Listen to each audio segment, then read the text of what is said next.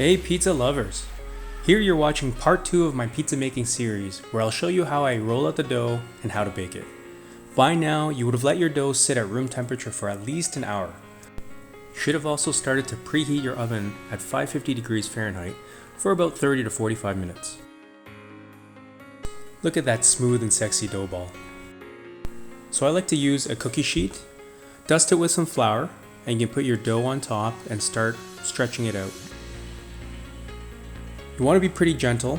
You don't want to press too hard. You don't want to flatten it out too much. Otherwise, it won't spring when you put it in the oven. And I think that's the key for pizza. You want that airy, light pizza crust.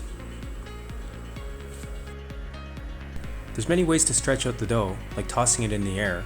You do want to get that window pane effect, but just make sure you don't poke a hole through it. So I like using parchment paper because it makes it a lot easier to transfer to your pizza stone or your baking steel and to take the pizza out. For pizza sauce, I'm using crushed tomatoes here, but I also like to use any type of pasta sauce like tomato and basil.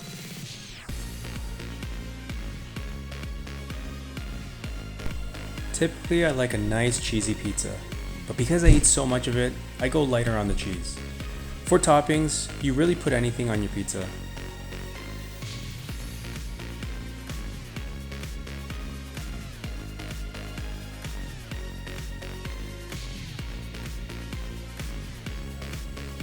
I'm making a healthier pizza by using chicken breast, which I grilled on the barbecue, lean kielbasa, peppers, and mushrooms.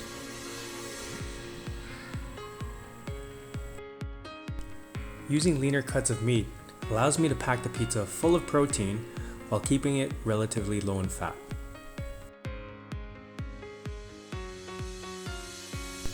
Like I mentioned at the beginning of the video, you really have to get your oven as hot as you possibly can.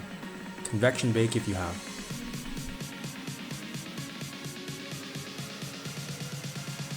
When cooking a pizza, make sure you're using a pizza stone, or in my case a baking steel, which I find is even better. After cooking for about 6 minutes, what you now have is a nice light pizza that's crispy on the outside and soft and chewy on the inside. How tasty does that look? Take note of that dough spring that you get from using a baking steel or a pizza stone, as well as that nice burnt pizza bottom.